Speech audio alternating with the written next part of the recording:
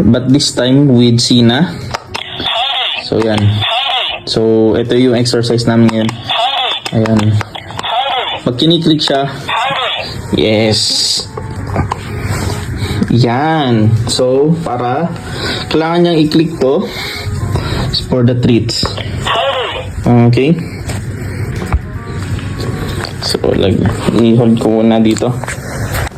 Kasi lalagyan natin siya ng gamot. Teka lang. Yung technique natin.